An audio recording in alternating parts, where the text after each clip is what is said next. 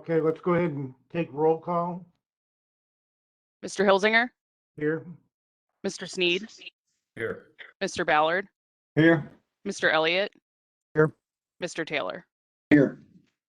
Okay, at this moment, we've got 5. We've got a quorum.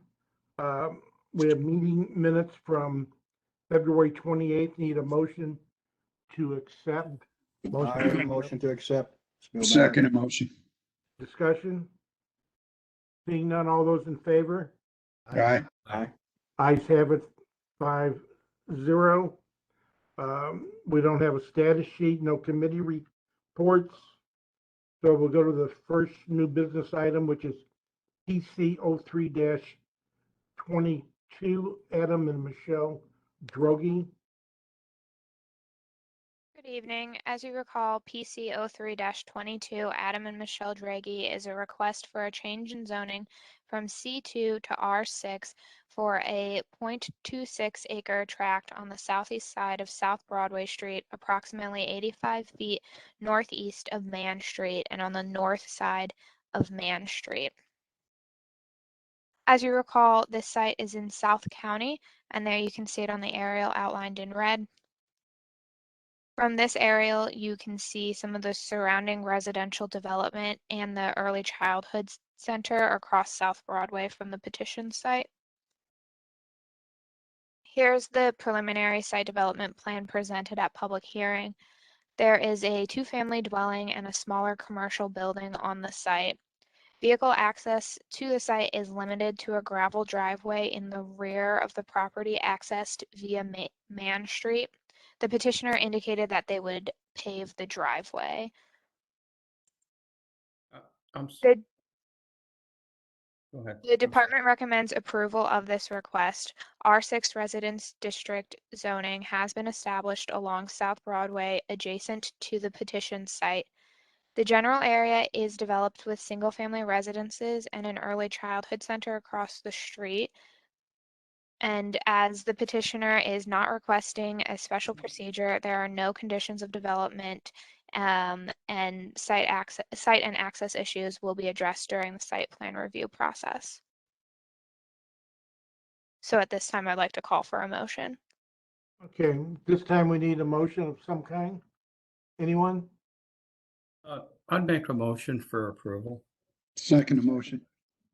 Discussion, anyone? Yes, ahead. this is Bill. I drove by there and really looked at that because I was curious as to Mr. Carver's letter and his concerns. The shared driveway is, and I'm sure the staff would probably be able to confirm this, but the shared driveway is nothing more than a rock alley that goes behind those homes. This particular parcel, as well as the one, if you're looking at it, to the left from the front. And Mr. Carver also made a comment about that this would be used for a business use. And I didn't see that anywhere in the information. Am I correct in that? It will not be used for business? Right. So if the commission and the council approved the R6 residence district zoning, there would be no permitted commercial uses. Okay. And just for general information, if I think one of the other big concerns was enough parking. Well, there's a lot of parking on the property that's being presented, and it won't change parking in the rear of that area at all, you know. But it is just a gravel alleyway that's very typical in that area. It's actually on the petitioner's property. It's not even an alleyway. There's Oh, is that right? Yeah, I didn't know that. Mm-hmm. So that the neighbor traverses across this site in the back to get to his property. I got you. Okay. Will they be able to keep it that way? Yes. Okay. So I want to just make it clear is that the petitioner has indicated that they will be doing some paving and change some of that back there. So there will be additional pavement to replace some of that rock. So there will be some improvements there. Good. Okay. Anyone else? So we have a motion for approval. All those in favor? Aye. Aye. Opposed? Ayes have it 5-0. Next, we have PC 04-22, Verizon Wireless. PC 04-22 Verizon Wireless is a request for a conditional use permit in the NU for 0.06 acres on the west side of Antire Road and approximately 800 feet north of the St. Louis County line. As you recall from public hearing, the site is located in the southwestern portion of St. Louis County. And there you can see the leased area as well as the larger parent parcel outlined in red. And here's a larger aerial of the leased area and the parcel. The site is adjacent to protected areas outlined in the Henry Shaw Ozark Corridor study. This study focused on areas adjacent to the Merrimack River and I-44 between the Powder Valley Nature Center in Kirkwood to the Shaw Arboretum in Gray Summit. The purpose of the study was to promote recreation and preserve the quality of one of the few remaining Ozark forests that exists in its natural state. The subject tract is in Area 4, Antire Hills. Recommendations include maintaining the 8,000 acres of land dedicated to preservation and recreation, preventing the introduction of nighttime lighting, and giving preference to developments that preserve open space in the area. Here's the map of the corridor, and I've put a star at the petitioned site. You can see that it's adjacent to the Antire Valley County Park, the Beaumont Scout Reservation, and Forest 44 protected areas. This is the preliminary site development plan shown at public hearing. The petitioner indicated the tower would be 195 feet tall. The leased area is surrounded by an 8-foot tall site-proof fence, as well as 27 trees. There is one parking space provided for tower maintenance, and the leased area is accessed via a 20-foot wide access easement. The department is recommending approval with modifications. We are recommending a 100-foot tower in lieu of 195 feet. The conditional use permit procedure is appropriate to permit a tower greater than 40 feet in the non-urban district, and the department finds that a telecommunications tower is reasonable along a highway corridor. However, the proposed tower is significantly taller than the existing towers in the area, which were both approved at 80 feet.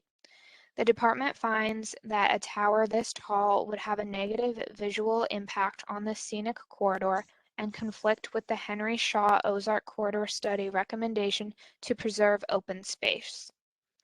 So at this time, I'd like to call for a motion. Okay. Motion, anyone?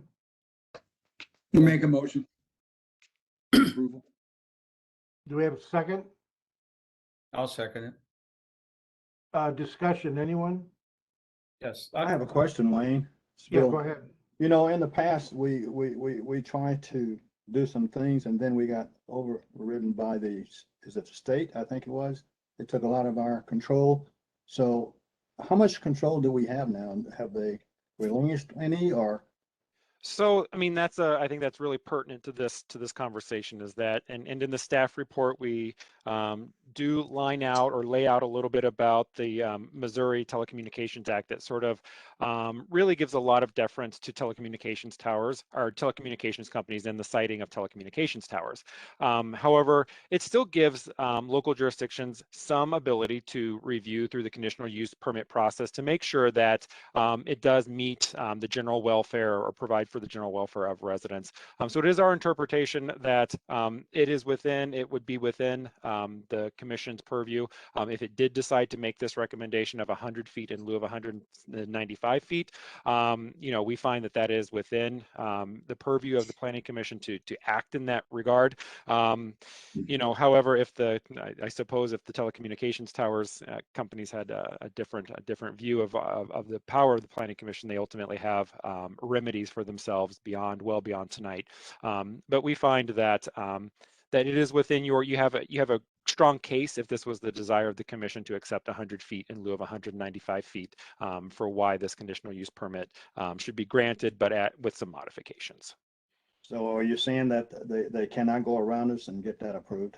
Well, they can't go around you and get it approved in any sort of administrative sense. I mean, if the commission did voted to grant a 100-foot in lieu of 195 feet, they could ultimately, if they so chose to, litigate. But that would be at their sort of discretion. But based on what we read of the state statute, what we sort of know about state statute, while it does give telecom companies a pretty wide latitude, it still reserves some ability for local jurisdictions to make appropriate citing of it, to have some recommendations for it. And we find that because of the scenic nature and the decades that the county has attempted to keep this corridor relatively visually, free of large infrastructure like this, we think the county has a pretty good rationale for making such a case. Okay.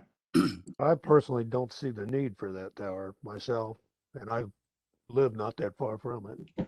But that's just my opinion. Right. That's the kind of thing that's where my reading of the state statute says is that the county has far more limited ability to act on those sorts of questions. We take at face value what telecommunications companies say they need. If they say that they have a need for expanding service, local jurisdictions have we sort of accept that at face value based on their sort of data. But then it still continues to give local jurisdictions some ability in if these do get cited, how and where they get cited. So I think that's one of the Commissioner, you just brought up sort of one of the differences and one of the issues in that state statute. Yeah. The only thing is there's not that many people that live once you get past Antire. The communication level picks up, and before you get to Antire, it picks up. You're talking about one small dead spot where no one really lives. So all they're really wanting to do is service the traffic up and down the highway so people can be on their cell phones while they're driving. But anyway, that's enough of that. This bill, Wayne, I also have a couple of questions or would like some. I think this is an interesting proposal because it raises some issues that I think we as the Planning Commission might have some interest in. One,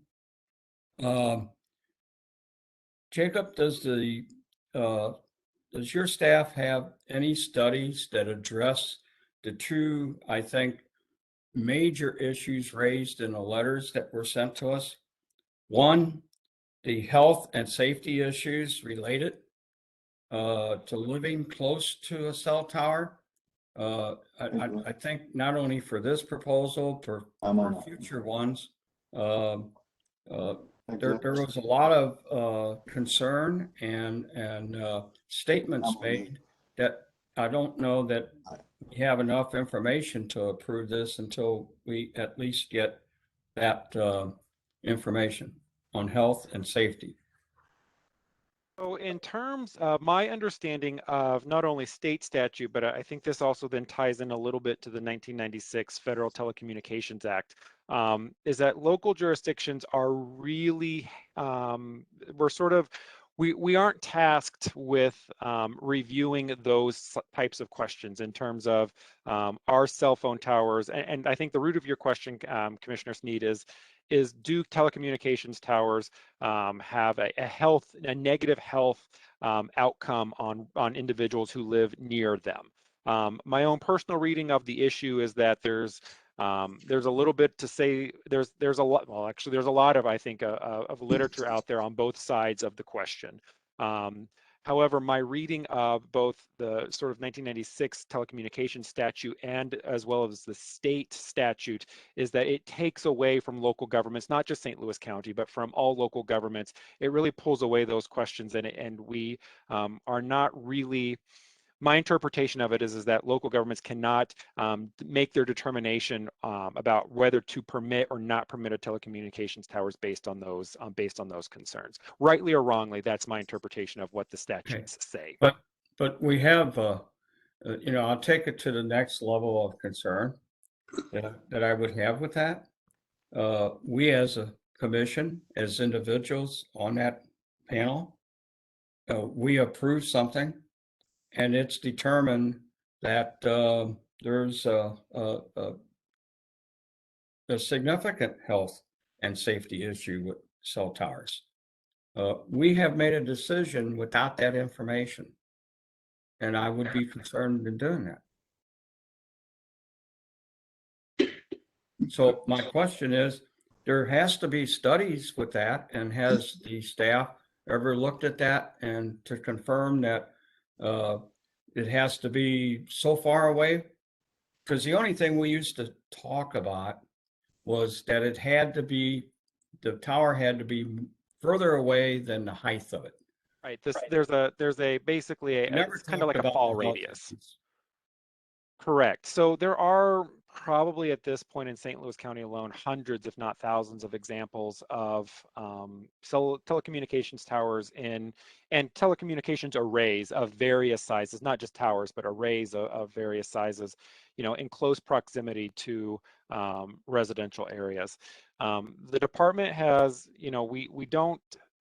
we have not looked at that in depth because it is our reading that those issues have been sort of superseded by state and federal legislation that sort of takes those questions away from local governments based on their own reading of the research.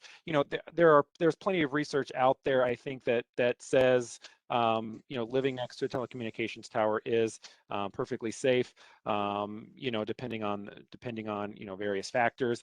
But what I would say to that question is no, we haven't dug deep into it in a lot of ways because as a land use question,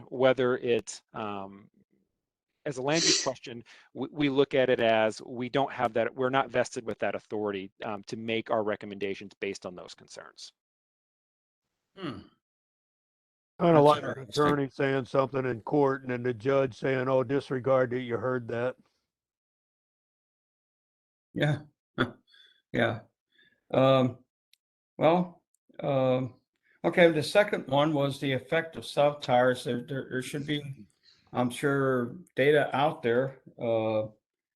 Does the staff have anything that would support or rebut the issue of cell towers being in close proximity to residences would impact their property values? So we've not dived into that question exactly. We typically don't make this recommendations before you based on a projected belief that property values may increase or decrease. I think what you're going to find is that if we did do a dive, we would find literature that's very mixed. And I mean that. I think you would find examples of cases where you'll find various agencies that say being next to a cell phone tower is actually an improvement to property values because residents nowadays rely on wireless telecommunications services, and having a strong signal is actually an improvement. There's anecdotes of people going house shopping, and when they go into a house, one of the things they do is open up their cell phones and see how good their cell phone reception is going to be. Now, there's also I think you're going to find research out there that says that it could be detrimental to property values.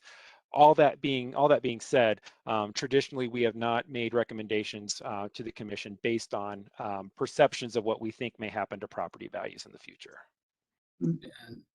And maybe it's about time that we take a look at those issues. Jacob Keith Taylor. When this was brought to us at the public hearing, the majority, if not all, of the folks that were opposed to this were all lived in a development south of the cell phone tower of the property in that development right there at the edge of Jefferson County. Is that My correct? recollection is yes, that's correct. There is a subdivision just within the border of Jefferson County. Did any of them say that they didn't have cell phones? You know, the majority of the folks in the world today, or at least that I know, discontinued their landlines and they have their cell phones. But I didn't hear any of those people having problems with their cell phones or saying, yeah, let's go ahead and put this up because we don't have cell phone coverage. Yeah, I don't have a recollection of them saying anything like that. Well, Keith, Could I retract my motion then? Absolutely. yes, Yes. Okay, well, I'd like to retract my motion. Were you the first or the second?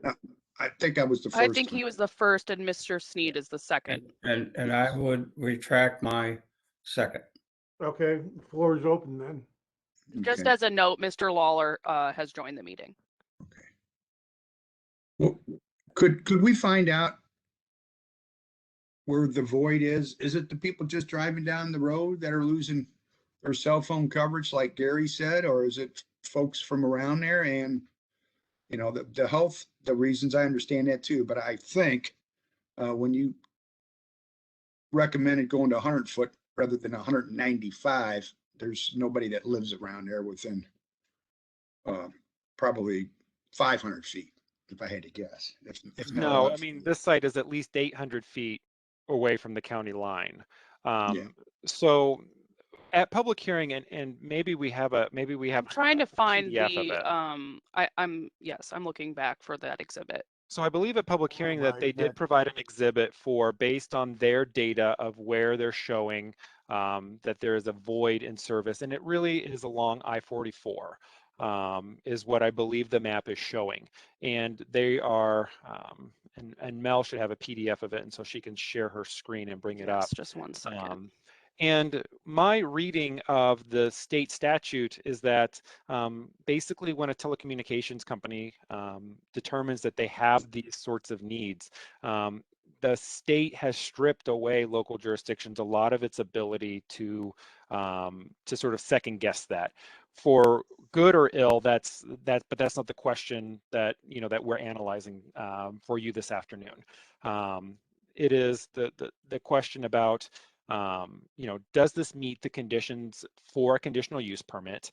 Can it be reasonably cited, based on the criteria of the C.U.P?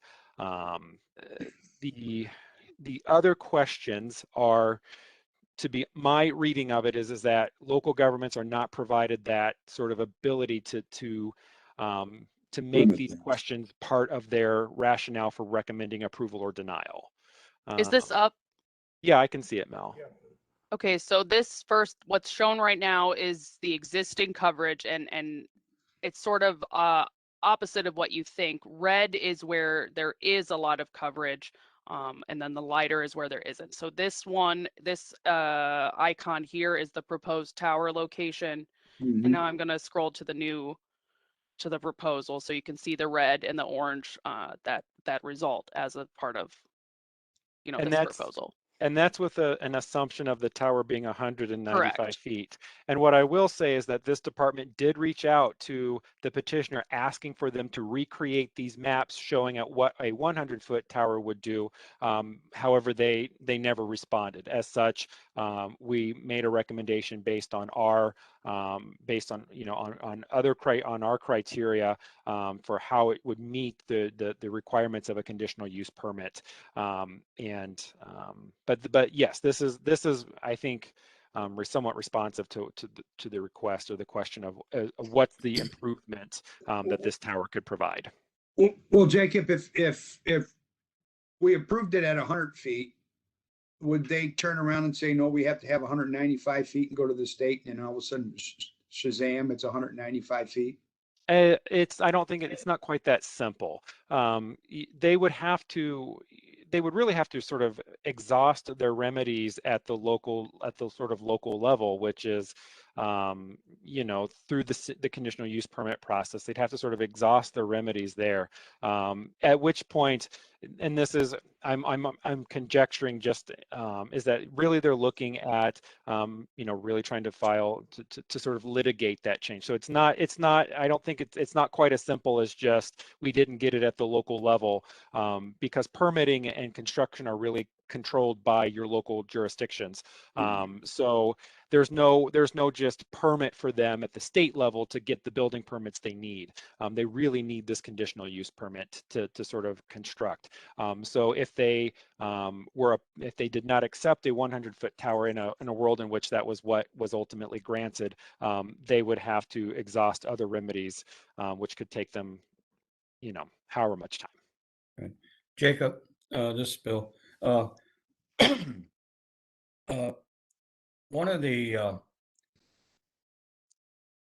issues is where they chose to put the tower, which is significantly further away from the highway, which seems to be where their need is. And that's probably why they need such a high height, is because it is removed from the highway. But why wouldn't they try and locate it like the rest of the towers closer to the interstate, which is where their issue is, and it would take it away from the residences? This is me conjecturing. They didn't, but immediately north of the site is Antire Park, which is a county park. So that kind of precludes them. Basically, the interstate is it's the interstate, and then it's immediately Antire Park, just right there at Buston Road, and then south of Antire Park is this parcel. So they've got an intervening parcel in between there, and that's part of the Ozark, the Henry Shaw Ozark corridors, that there are multiple of these protected land areas. Antire Park is one. The Boy Scouts, the Forest 44 conservation area, where I think some of their business decisions and some of their siting decisions, I think, were probably based on that. But we didn't dive too deep into that because our reading of the state statute is it doesn't give us much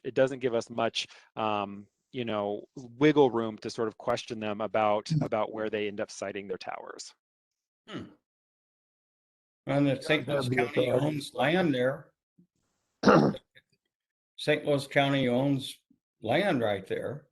Why would they not lease it to them and offset some of the taxes? That is a question that I do not have information and that I couldn't conjecture on at this point. If they wanted to Unless build there it were, somewhere, they could build it at the shooting range at the top of Antire Hill. so without, guys, Mr. Trimble, years ago, Wayne, you probably recall this. We complained a lot about this. This is one of my pet peeves. We talked about the health issues. We talked about it being in a residential area because they was trying to put a couple of them here on 367, which they did. 367 in Redmond, and half a mile from that one, they put another one up. Then before we knew it, it was taken out of our hands. So they essentially can put them where they want to put them. And I always said, why they keep bringing this back to us to make a decision on? Remember that, Wayne? Oh, yeah, absolutely. Yeah, I mean, it was really undigestible what they did to us. They took a lot of that away from us. We could say, no, we don't want it there, and it didn't go there. Then they took that away from us. But we get the blame. Yeah. Well, the other tower is already built, the one that's wooden frame, that's not too far from where this one's at. Those predated the state statute. So there was a time during which local jurisdictions had a lot more ability to require various techniques to sort of shield and hide these uses. But a lot of those authorities of local jurisdictions have been stripped away. Yeah, you would think the So state of really, we're just Missouri trying to that- get what we can get, right? That's what you're saying, Jake? If we can get them to 100 feet and it goes through, that's fine, because they're gonna get the tower if they want it. So, we're making the recommendation based on, does it meet the criteria of the conditional use permit process, as stated in that section of the zoning ordinance. And based on what they're providing, we think that it is reasonable to give them a conditional use permit, but we don't believe that the height, we think the height it does not meet the requirements of what the conditional use permit section of the zoning ordinance states is what its rationales are, which is why we are making that recommendation for that lower height. I know I'm going around sort of in a circle, but there is a lot I of. understand that. I understand about what you're trying to get, but I'm saying what we're asking is really a moot point at this stage of the game, isn't it? Well, it would seem to me, Bill, that the issues raised are issues that need to be at least discussed to the point of where we understand uh, what the safety hazards are and what the effect on real estate is, and more importantly, or just as important, there are other options. And I And agree how with do you, we Bill. get- I'm not arguing that point. How I do we agree get with them to 100%. look at the other options? Yeah, I agree with 100%. And that was my argument years ago, 10, 15 years ago, I think it was. Maybe longer than that. Not that it matters, but who is the property owner? It's Silver Saddle Ranch, the operator. There's a horse stable there. They own the property. Yeah, they don't have hardly any horses. Oh, they got a pond there with a couple cattle. And then on up the hill from that, there's a trailer park. Okay, we have no motion. What's the pleasure? Keith? I think we ought to hold it until we get some answers. At least we know what we're approving or not approving. Do we put a hold on it? I would make that motion. Okay, do we have Yeah, a second? Steve Lawler, and I think I'd put a hold on it. So Okay. before you vote on your motion, what further information could staff provide for you at your next meeting to help move the conversation forward? I would say let's get information on the studies that are out there for the health and safety issues. Let's get some study that's been done, recognized study for property values, the effect on property values. And last but not least, let's take a look, have them take a look at the options of relocating it closer to 44. There may be others that the rest of the commission might want, but I think those are the three that I've talked about. So I think that I think that we can definitely do some research into these first two items. But I do, and I know I'm going to sound like a broken record. I just want to make it clear that it is my reading of statute that we cannot base our recommendation and our ultimate decision based on those questions. That those questions are, the ability to do so has been taken away from local jurisdiction. So while I think that staff can definitely pull some of these items together for you, I just want to throw out I just want to be cautious and let you know sort of where the authority of the commission lies. Okay, well, let's just take the first one, health and safety issues. If that comes back and it's a problem, then I would certainly not vote for it.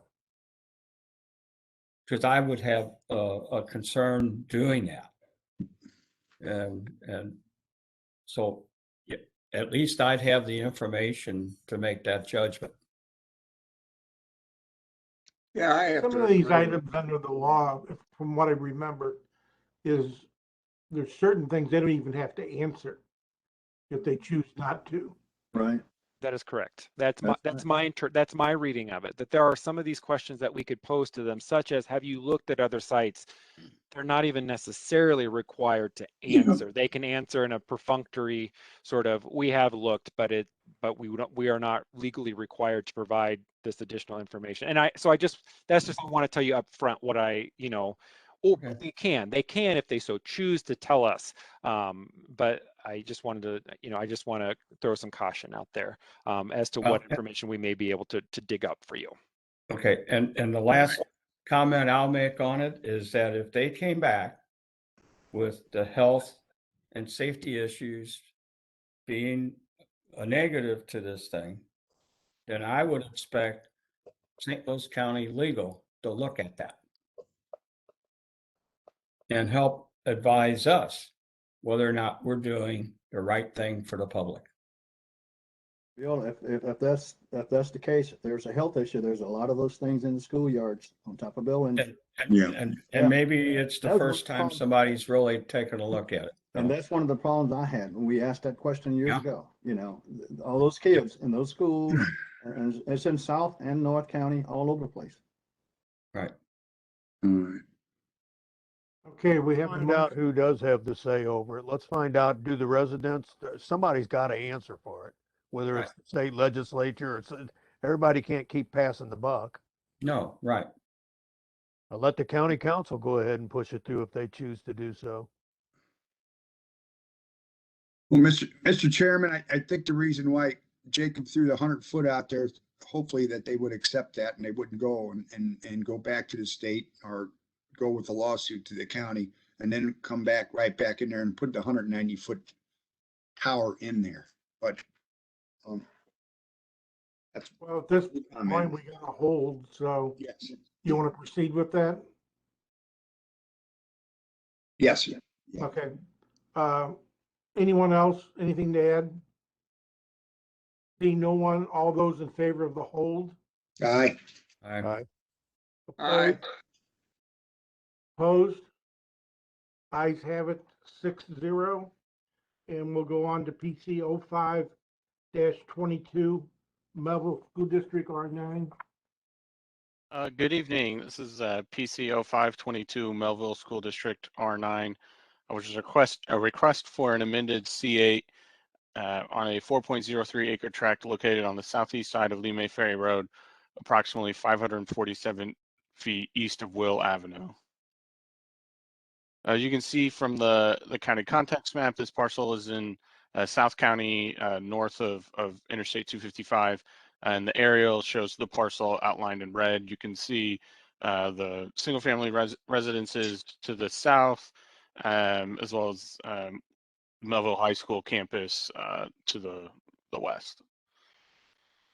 And this aerial is a little bit more zoomed in. You can see the existing conditions, those single-family residences to the south. There are some single-family residences fronting onto Lee May Ferry Road, and then directly across the street on the north side of Lee May Ferry Road is some multifamily residences. The preliminary site development plan that the petitioner submitted and showed at public hearing largely keeps the site as is. They're retaining the existing structure with some proposed minor changes, primarily in the rear of the building, which would include an overhead door, which is circled in red in that sort of blown up insert or inset, a new entry and a generator, which is kind of outlined in blue, the proposed location of the generator. They're proposing to utilize the existing curb cut, which is indicated by the arrow at the bottom of the screen, and then maintain the existing landscape buffers, specifically the 40-foot landscape buffer on the south side of the property adjacent to the Madonna Hills subdivision. The department is recommending some revisions to the site plan, specifically to improve the existing bus stop at the site. It's circled in red at the bottom of the screen there along Lee May Ferry Road. Currently, the only way to access the bus stop pad is via steps. So recommending making the bus stop ADA accessible and providing a bench, and then maintaining that existing landscape buffer yard at the southern limits of the site. Any new plantings within that buffer yard should be Missouri native. So we are recommending approval. Commercial zoning and the C.U.P Planned Commercial District procedure continue to be appropriate at this site. The proposed use of offices and classrooms for primary and secondary schools, both public and private, is an appropriate use. It's compatible with the surrounding development pattern and is less intensive than the current use, which is a medical office. Some of the specific conditions of development that we recommend is architectural review, the 40-foot landscape buffer yard, as mentioned, along the southeastern property line. And then additionally, any new lighting on the site should not exceed 16 feet in height, which is the standard for residentially zoned districts. So at this time, I would ask for a motion for approval. Okay, we need a motion. I'll make a motion for approval. That's Bill. We have a Second motion. Questions, anyone? I've got a quick question. On the bus stop, does that belong to the property owner or does that belong to So State? yeah, the existing pad is within the property line, so it belongs to the property owner. You know, it's Metro Transit is, you know, the way we wrote the condition is to work with Metro as well as the planning department to make improvements. So we would largely defer to Metro standards and what they'd like to see, but we would at least want to see that stop become ADA accessible. I don't have a problem with that. I agree with that. It's just, I was trying to determine who had responsibility. Yeah, it's not owned by Metro. It's owned by the property owner. Okay, It's on their property, yes. okay. On the TGA, are they responsible for just the new parking? Or just Yeah, so not that's the existing? right. So the County Department of Transportation makes that calculation. They take into account the existing parking, so it would be new parking, which they're actually going to be removing a few spaces. So it's not likely that they would have much, if any, TGA contribution. Okay, so there's not a double charge on it. Right. Okay. The school district can certainly use the space. The current central office is really a congested building. But anyone else have anything? Seeing none, we have a motion for approval. All those in favor? Aye. Aye. Dave Opposed? Lawler, yes. Ayes have it 6-0. Then we'll go to old business, ready for action. PC 36-21 Moto Inc. So we have no new information, but we are having before you again is PC 36-21 Moto Inc., a request for a change in zoning from M1, FPM1, and FPM3 to M3 and FPM3 for the 2.94 acre tract of ground located at the southeast quadrant of I-255 and Coke Road. So you remember this is the site outlined in red. Staff has made a recommendation of denial for this request. So we won't walk through that recommendation with you guys again this evening. We did, subsequent to the last meeting in which there was a conversation towards the end of your dialogue about whether this site could be reasonably tied to an industrial use or not. We went back to the public hearing video and watched the public hearing video, and clearly at multiple points in the public hearing video, the petitioner indicated that they really are going to be trying to pull traffic off of Telegraph Road and off of I-255. So we continue to find that this cannot be reasonably tied to any industrial uses in the area. Any industrial users who would stop at this site would be incidental and would not be a critical component of the request. So we continue to make recommendation of denial tonight. Mr. Chairman, Yes, Keith. I'd like to make a motion for approval on this. What we had talked about and discussed before, the uses that could go here will never go here with the dust from the quarry, the contaminated soil. When they go up there, they're probably going to have to encapsulate this anyway, and then just put a slab if it's going to be, the convenience with the car wash. And as far as the car wash being in the front, as long as we have to do a architectural review, we can make the car wash look like a Taj Mahal. If the board wants. So I move for approval for the. Okay, we have a motion for approval. Do we have a second? Anyone? I second it. Mr. Elliott, second. Discussion, anyone? I gave everyone a copy of the letter from Mark Doring Engineering. And I think everyone's had a chance to read that. So anything else? Are we So approving the denial or are we approving the petition? We're approving the petition. Okay. So before you move forward, I would request that as we are write your letter of recommendation, kind of give me some bullet points for what you want your narrative to say as to your rationale for approval. Yeah, it's Steve Waller. I'd like to add something there. I think that the exit at Cook Road would be a lot better because of all the traffic, the people that live down off of Telegraph Road. There's enough traffic there now without having people coming in and out for gas. There's a station right there on Telegraph Road anyway, right as you get off of the highway. So I think that that's the way it should be. Thank you.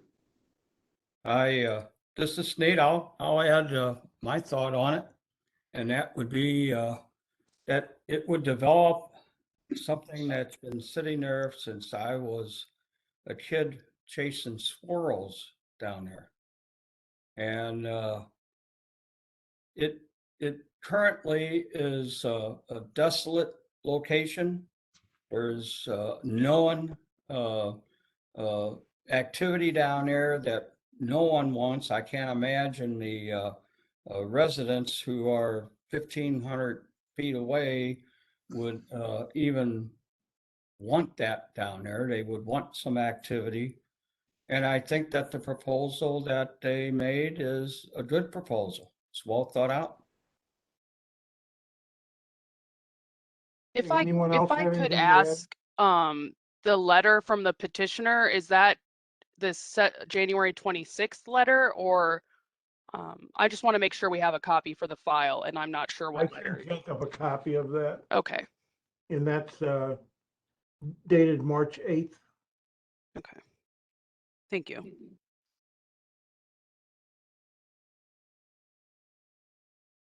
Okay, seeing no one else, all those in favor? Aye. Aye. Opposed? Ayes have it, 6-0. We have one correspondence item, PC 92-90. Yes, this is PC 92-90 Manchester 270 partnership, which is a request for amendment to Ordinance 15087 on a 14.22 acre tract located on the east side of Interstate 270 north of Manchester Road. You can see from the county context map, this parcel is in mid-county, and the aerial, the entirety of the development is, outlined in red. This is, just adjacent to the West County Mall. This sort of zoomed in aerial shows the development. The blue circle indicates the building that is the subject of this request. The petitioner is seeking to amend the ordinance to allow for a temporary sign celebrating the centennial of Edward Jones. They submitted this rendering of the existing building with where the sign would be located. There's two panels. Each panel of the sign is 300 square feet in size. We are recommending approval. The banner is temporary. It's proposed to be displayed through December 31st, 2022, and then removed. And the department believes that a promotional sign acknowledging the longevity of a well-respected business within the region is appropriate. So I'd ask for a motion for approval at this time. Okay, we need a motion. So moved. We have a second. Second. Mr. Elliott, discussion, anyone? Seeing none, all those in favor? Aye. Aye. Aye. Opposed? Ayes have it 6-0. Any site plans? No site plans, Okay. just this next meeting here. Okay, anything for the good?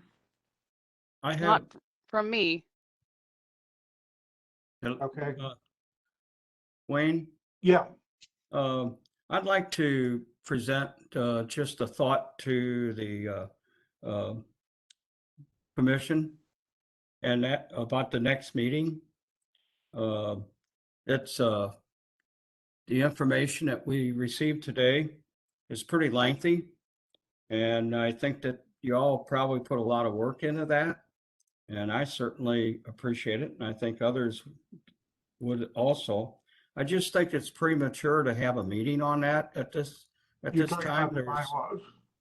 I'm sorry, You're talking about the bylaws. the bylaws. Yeah. Isn't that what Mel was talking about? Mm, She said no. next meeting.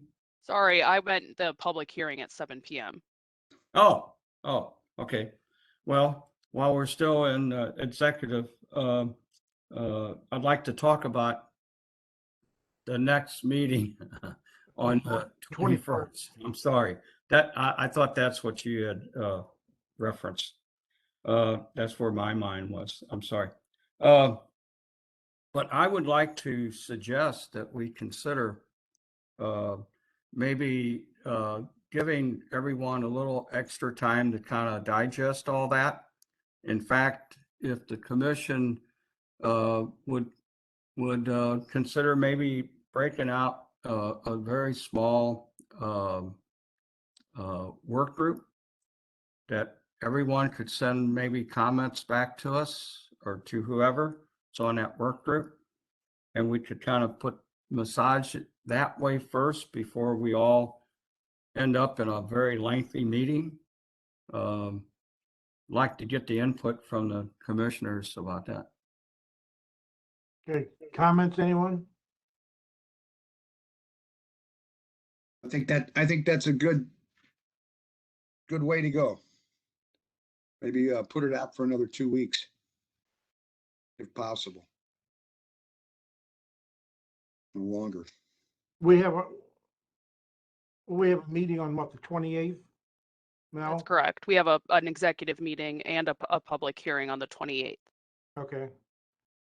Let's look to the 28th to decide a date to do this. Okay. And in the interim, you want anyone to get with you, Mel? To go over this? Or they can Or, get. I mean, I suppose, we could have a committee meeting. Well, I think that's the purview of the commission to determine whether it would like to set up for itself a committee to look these up. Although what I will say is that 2 weeks ago, I think this exact question came up, and it was the commission said that it wanted to just do a committee of the whole. So if it is the desire of the commission to at this point to appoint a committee that's specifically for this conversation, it's within your all's purview to do so. So it would be, Mr. Hilsinger, it would be your purview to appoint typically at least 3 members to a committee that then you all would sort of set your own meeting time and set your own procedure for how you want to move forward with the bylaws. At this point, I don't think that there's much, unless there's something specific that people want to direct staff to do. But at this point, I think that you may have a draft enough for you all to determine for yourselves. Okay, I think Mel has already highlighted some of the things we asked for the last time, didn't you, Mel? Right. Yeah. Yes, so today I sent the 1987 active bylaws, Mhm. a clean version of what we drafted up, and then a version where the new text and change text is highlighted, as well as a memo sort of summarizing those changes. And that's what, Mel, that's what led me to thinking this, that rather than jumping right into it, I think that maybe a small group could save a whole bunch of discussion before we at least massage what you've given us. But what you've given us is a great start, and it's going to make it easier to get through it, I think. Okay, why don't we leave it, anyone in the next few days, let me know if you're interested in meeting on this, and we can go from there then. Give it some thought. After you've had a chance maybe to read it over and see where you want to be. If that's all right. We don't really need a motion, so with that, we'll move to adjourn until 7 o'clock. 3 minutes from now. Don't get comfortable. I recommend that we take at least 5 minutes so that people can put their cameras off for a second and take a small break and then come back and resume at 7:02 or 7:03. Okay, we have a motion to adjourn. Second motion. All those in favor? Aye. Aye. Opposed? Ayes have it 6-0, and we're adjourned for 5 minutes. All right, thank you.